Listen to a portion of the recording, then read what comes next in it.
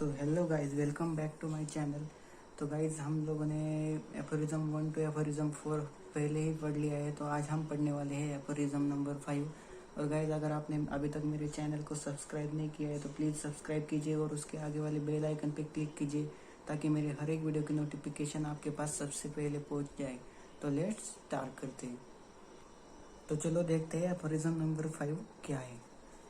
Useful to physician in assisting him to cure are the particulars of the most probable exciting cause of the acute disease. The first thing, इसमें एक disease आया है, कौन सा? acute disease। तो आगे देखते हैं। As also the most significant points in the whole history of the chronic disease to enable him to discover its fundamental causes, which is generally due to the chronic miasm. Okay, so basically इसमें diseases का knowledge बताया है। तो कौन से वो disease है? Acute disease और क्रोनिक डिसीज। एक्यूट मतलब शॉर्ट ड्यूरेशन के लिए और क्रोनिक मतलब लॉन्ग ड्यूरेशन के लिए। और एक्यूट डिसीज का कॉज कैसा होता है? Exciting cause. And the chronic disease का कॉज कैसा होता है? फंडामेंटल कॉज होता है। उसको ही क्या बोला गया है? क्रोनिक मायाजम। तो आगे देखते हैं। इन दिस इन्वेस्टिगेशन मतलब किसका इन्वेस्टिगेशन? क्रोनिक मायाजम का इन्वेस्टिगेशन। सो क्रोनिक मायाजम के इन्वेस्टिगेशन में बेसिकली ये जो नीचे वाले पॉइंट्स सभी लिखे हैं वो क्रोनिक डिसीज या फिर फंडामेंटल कॉज के इन्वेस्टिगेशन में कंसिडर किए जाते हैं। तो वो कौन से पॉइंट्स है? The ascertainable physical constitution of the patient मतलब फिजिकली कैसा है, हिज मोरल मतलब मेंटली कैसा है, and intellectual character, his occupation मतलब उसके कंसिडरेबल पावर कैसी है, mode of living and habits, mode of living कैसा है, हैबिट्स कैसा है, his social and domestic relations, his age, उसका एज क्या है, sexual function etcetera to be taken into consideration. So basically doctor Hahnemann हमसे कहना क्या चाहते हैं कि अगर हमें कोई भी पेशेंट के बारे में नॉलेज गेन करना है तो हमें various types of the disease and their causes पता होनी चाहिए। सो बेसिकली इस एफोरिज्म में डॉक्टर हनीमान ने हमें यही बताया कि there are the two types of the disease, there are the acute and the chronic disease. So हम डिटेल में देखते हैं, चलो। सो बेसिकली एफोरिज्म में बताया क्या है? There are the two types of the disease. वो कौन से है? There are the two types of the diseases कितने टाइप के? टू टाइप्स के। कौन सी है? फर्स्ट नंबर बताया acute disease and the second number कौन सा? Chronic disease.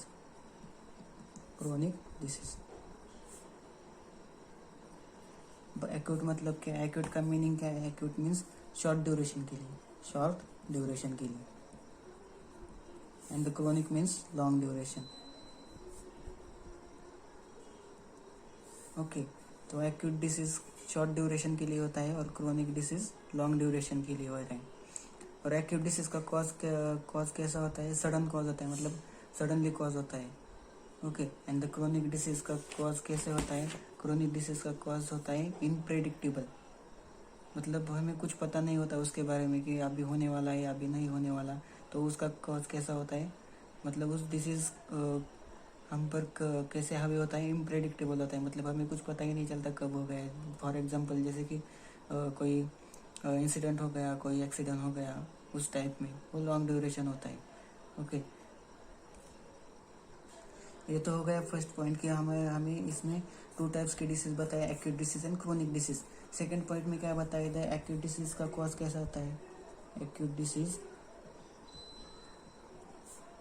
का कॉज कैसे होता है? एक्साइटिंग कॉज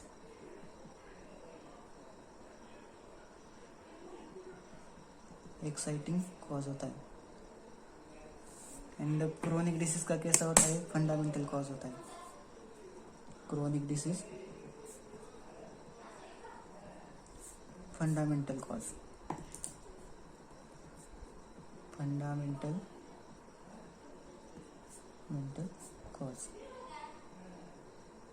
तो इसका बेसिकली मीनिंग क्या है? एक्यूट डिसीज हमें पता चल गया है कि वो कैसे शॉर्ट ड्यूरेशन के लिए होता है और उसका क्या कॉज कैसा होता है? एक्साइटिंग कॉज होता है।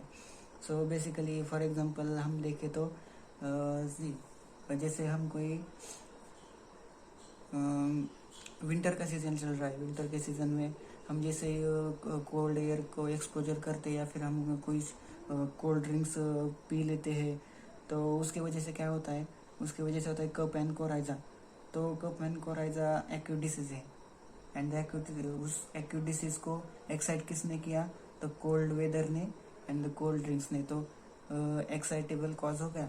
सो एक्यूट डिसीज कैसे हो गया, एक्साइटिंग कॉज, मतलब उसे उस डिसीज को कुछ तो एक्साइट कर रहा है। सो बेसिकली इस एग्जांपल में कोराइजा एंड कप को कौन एक्साइट कर रहा है, cold drinks and the cold weather.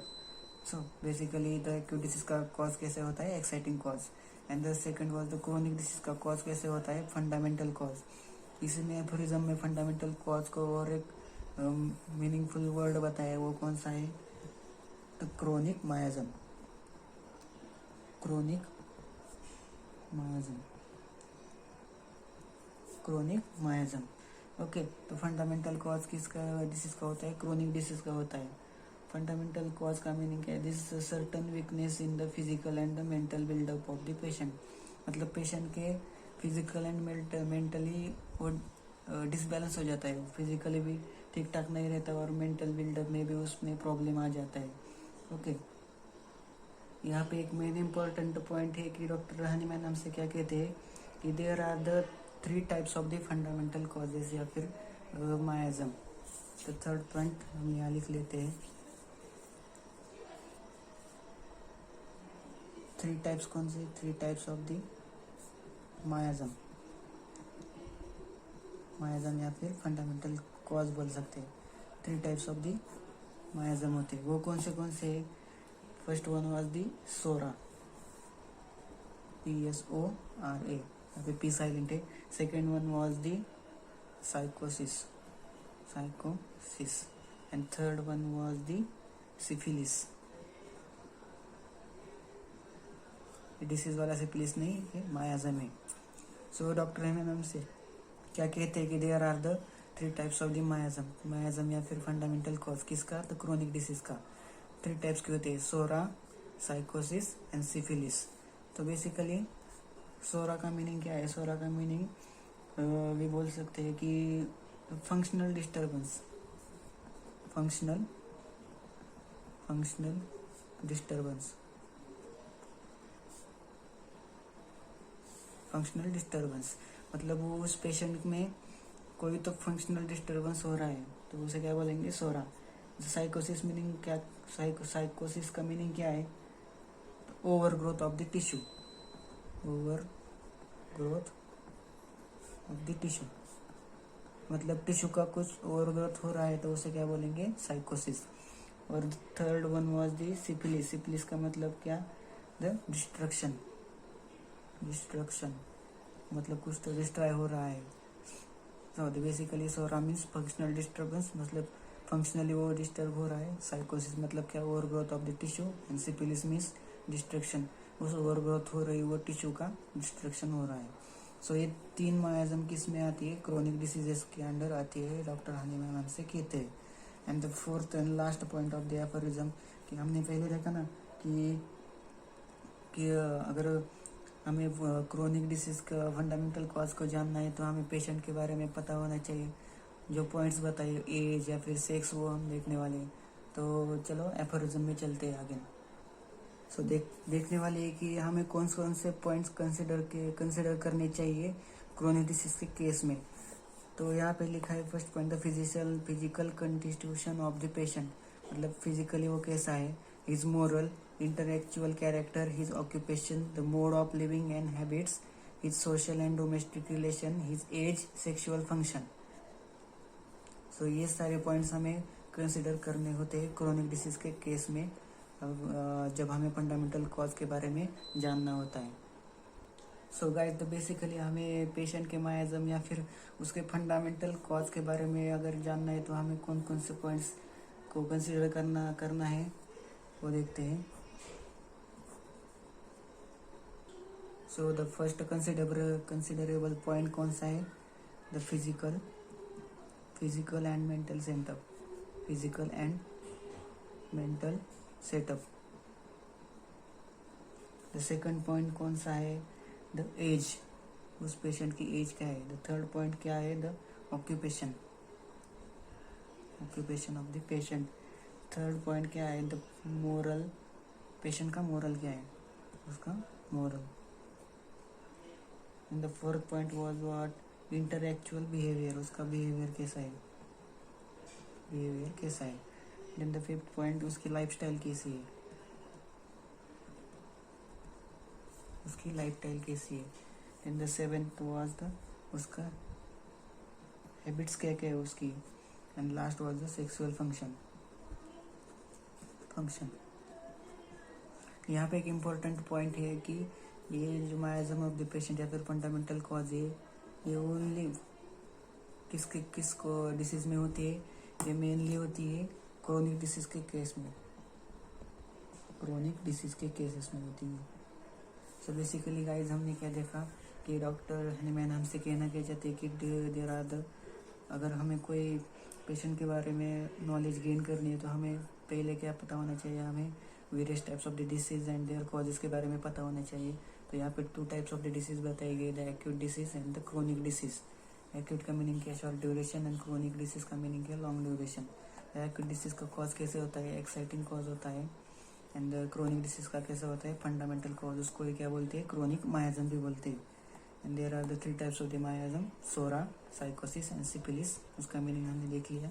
And हमें पेशेंट के मायाजम के बारे में या फिर फंडामेंटल कॉज के बारे में पता होना चाहिए, और वो हम कैसे पता करते हैं, तो ये सारे पॉइंट्स हम कंसिडर में करते हैं, तभी हमें पेशेंट के मायाजम के बारे में पता चलता है और हम क्रोनिक डिसीज के बारे में नॉलेज गेन कर सकते हैं। सो गाइज ये है एफोरिज्म नंबर 5। आई होप आपको ये वीडियो समझ आ गया होगा। अगर आपको ये वीडियो समझ आ गया तो प्लीज़ मेरे वीडियो को लाइक करें और शेयर करें। सो आज के लिए इतना ही, आगे मिलते हैं नेक्स्ट एफोरिज्म में, तब तक के लिए गुड बाय।